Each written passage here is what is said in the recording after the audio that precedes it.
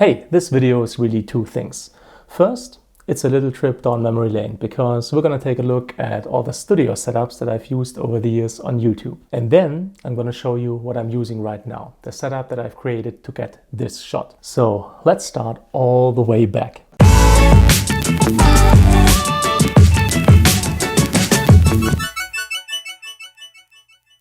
And as I can see right here, save $1,000 vlogging with the Sony a5100. I used a white backdrop to do my first videos. Back then, that was possible because I had a lot of space. The apartment I was in had a very large room and a tiny one. Right now, I can't do setups like this, at least not in a convenient way because I got two medium rooms now. But back then, I used the white backdrop, two LED lights to light it, and one LED light for myself. And I mainly used that for intros and outros and sometimes for the whole video if it was shot completely in the studio. Now, as far as the tabletop setup goes, if you think about the first GoPro setup videos or my first little hits, because I'm still a tiny channel, the first M3 and M6 audio setups, I did it with a setup that I stole from the photographers. In Germany, it's called a Hohlkehle. It's an infinitely wide backdrop that runs into the ground smoothly, so you don't get an edge on the floor where the floor meets the wall, and it creates a very nice bright space. So I had the camera set up right here, had a ring light and two lights from the side that illuminated backdrop, and that's how I did the instructionals back then. I also have a little video about that, a little how-to tutorial, compact widescreen setup for product reviews. Then I also started shooting smartphones because as soon as I got a hold of the S7 Edge, I mean, autofocus was better, probably is better than with any camera that I ever owned. It's just quicker than any other camera. There it is, by the way.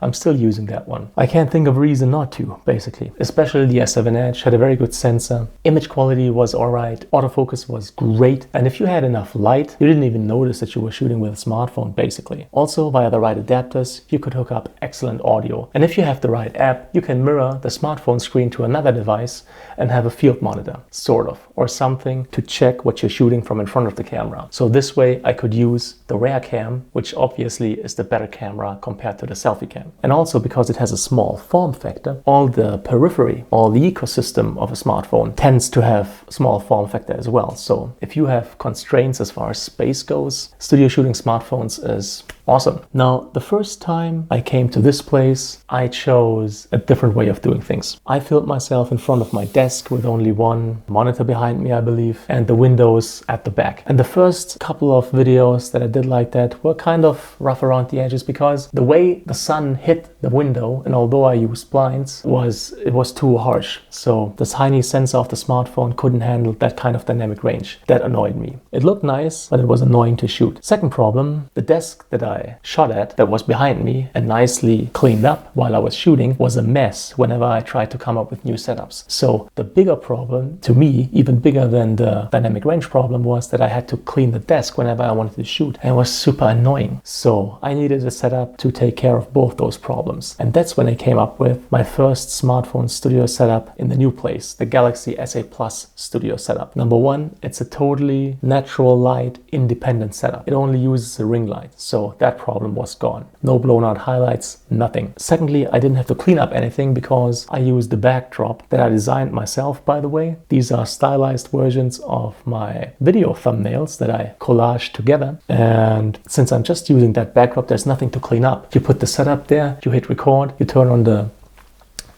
ring light, you have a monitor. That's the first time I hooked up a monitor to the smartphone, which works if your smartphone features MHL over USB-C. To this day, probably my favorite, no, it's not probably my favorite setup, it is my favorite setup to use because it is so simple to use and works so well. As far as the tabletop setup goes that I used in the new place, I actually progressed that quite a bit compared to the old one with the white backdrop that ran into the table. I wanted to use the Tubenoob logo, which I also designed by myself 100%, and I'm not a logo designer, that's why I'm pretty proud of it, as a backdrop, or in this case, as the background. So whereas the first setup had the camera like this, shooting horizontally, I now use the smartphone and shot from the top. And this setup proved to be the best setup for instructionals, where I use different parts and assemble them, because I can show you the parts in detail, give you almost a tactile feel, and show you exactly how they fit together, where you have to tweak things and all that. So this is the best setup I've ever created for instructionals, where you have different parts and assemble something. All right, so much for the studio setups that I've used. Now let's check out what I've built right here. Now if we take a step back, this is my desk.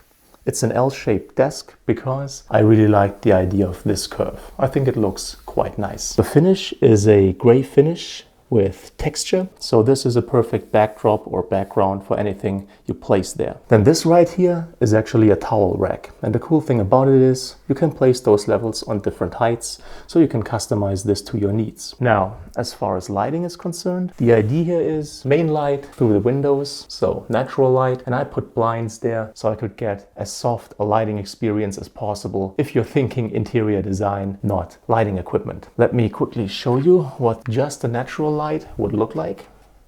This is it, basically lighting from the side. Of course, right now I'm underexposed. That's because I set up the shot with the artificial lights. But that's the idea, lighting from the side. Now, the next light is kind of the fill light for this part of me, and that's the Aperture 672 LED light up here. Let me just turn that on real quick. That's for this side of myself.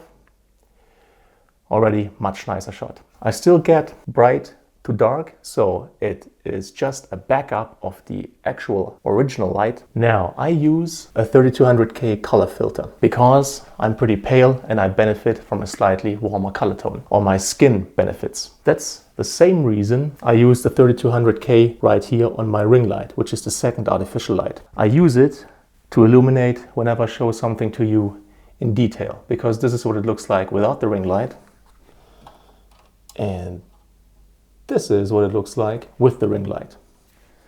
Also, again, my skin heavily benefits from the 3200K color filter. This is 3200, 55, 32, 55, 32.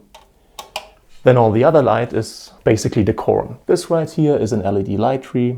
I just think it looks nice. This light back there, once again, simple LED light, just to have something going on in the background. The highlight right here, that's actually not decorum. That is achieved via this amateurishly rigged LED light bulb. So this is what gives me a little something right there. As far as lighting is concerned, that is how I set up the shot. I manually expose. Basically, I just change the shutter speed until this doesn't blow out, so I don't have clipping highlights right there. And then I do the rest with my fill light, make sure that the ring light works the way it should. And this one, and this one back there, I just have to turn on because I can't regulate them anyway. Let's check out what setups I use, because it's not only a standard camera setup that takes the shot that you're looking at right now. I also have an overhead setup using my Galaxy S8 Plus smartphone. Oh, and by the way, I can choose to remote control my LED light up here via the Aperture remote control. So I can not only turn it off and on, I can also regulate the output. So this makes it very simple to set up my lighting. I can always check back in the monitor what it looks like and whether it needs more boost or it doesn't.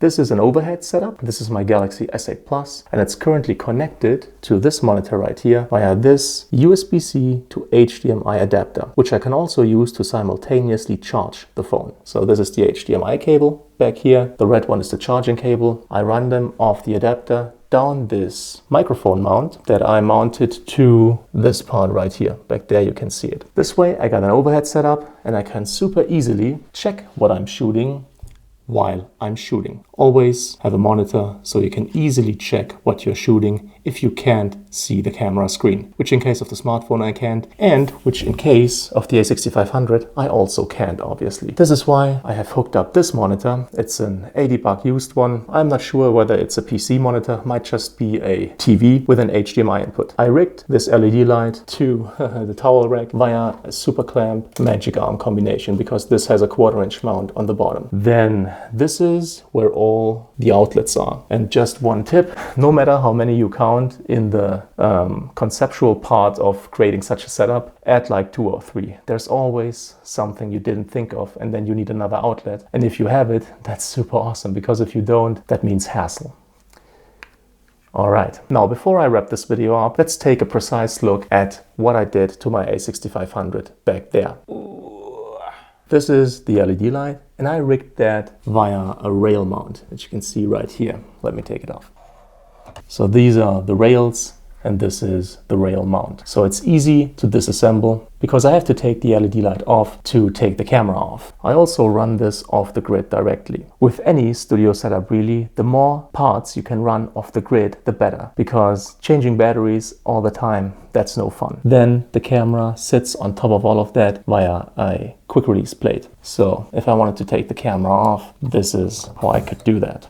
So that's the quick release plate. The camera has a cage mounted to it, so the cage fits the quick release plate directly. Also, I use the cage because I like this thick grip way better than the original camera grip. The lens is the Sigma 16mm f1.4. This, for audio, is the Rode Link Filmmaker Kit. I have a wireless lavalier. This is the lavalier, and this is the sender right here in my pocket. It's super easily linked. You basically have a link button. You turn on the receiver, you turn on the sender, you hit the link button on the receiver and on the sender, and it's linked, and that's it. And you're getting super clean audio. Then this is a tabletop tripod. I had to fit it to this rail mount, or the base of this rail mount, via a 3/8 of an inch female to 1/4 inch male adapter. This has a ball head integrated right here. Overall, a super stable tripod. So as far as the battery is concerned, I use this battery plate that allows me to use Sony Studio batteries. And then at the end of this cable is a dummy battery that actually sits where the original battery would sit. Same thing I will do with the SD card. I'm going to use an SD card extension cable. I'm using it in the same way and for the same reason that I use the battery plate. So when the camera sits all the way back there, I can have the battery plate right here and change the batteries. And I'm going to have it the same way with the SD card extension cable. It's also going to have a dummy SD card that is placed into the camera, so I can easily change the SD card. So let's put the camera back. If you liked the video, if you found it helpful, please make sure to leave a thumbs up. It's greatly appreciated. Any kind of comment or feedback is welcome, and I'll try to answer as quickly as possible. All the tech that I've used in this video is linked in the description. As always, thank you so much for your time. Thank you for watching, and hopefully see you again soon.